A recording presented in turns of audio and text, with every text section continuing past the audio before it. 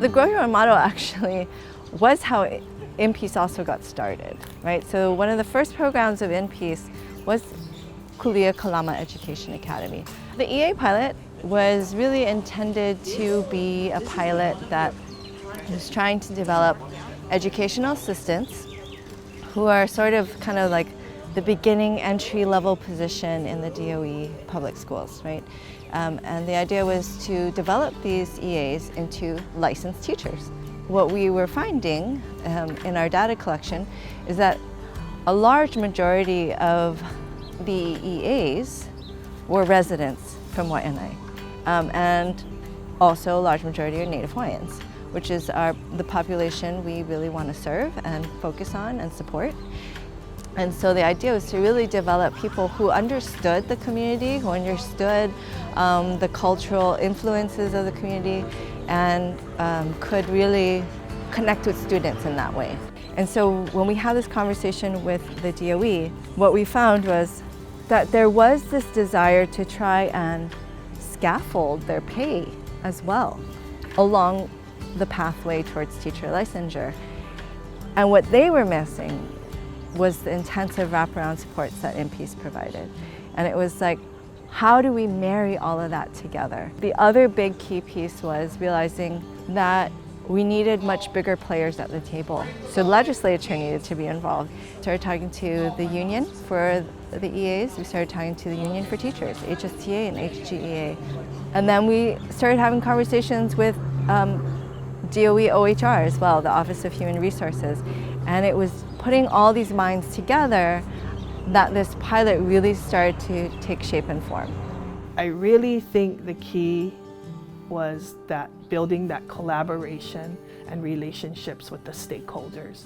Because without that communication network and that networking system of focusing on the purpose of the why, why are we all here, and how are we going to make it work? And honestly, addressing the needs of the family, the time, the cost. And really, I think one of that program key successes was bringing the professors to the school itself to do the courses instead of having them drive to the university or the college that they were looking at. Everybody had their part, and InPeace actually, I think, had one of the most had the strongest role because they provided these wraparound services for these student candidates, which I thought was amazing, because when you talk to whatever it was, because in our meetings we realized that people needed childcare, and InPeace would have coaches or peer mentors to help get through those issues. And beyond us as well, the Leeward Community College and their faculty also played a part where they would hold classes that were during hours right after they got off work, and maybe just a little bit into the early evening, but it didn't last that long, and it just really helped out, played a part, to try to make it as successful as possible, I think.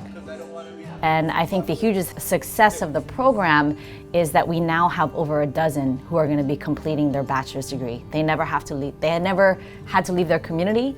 They never had to leave their jobs and their families and their responsibilities, because the programming was flexible enough for them to remain employed, to still take care of their families. I mean, that's a huge priority for local people, is to not have to feel like they're abandoning or sacrificing any part of their family responsibilities to go to college. And that was, I think, a huge factor in the success of the program, was we met them where they were at. So can you only take this amount of classes? That's fine, we'll make it work, so that you're not overwhelmed and taking classes that are going to disrupt your lifestyle and your career. I think investing in local talent and success within the community, especially in rural areas, I think is key. Looking at funding, remaining in Hawaii as much as possible for growing your own, and providing these steps for our educational assistants or other interested employees of the ladder of opportunity and success, and really investing in that, the quality of them.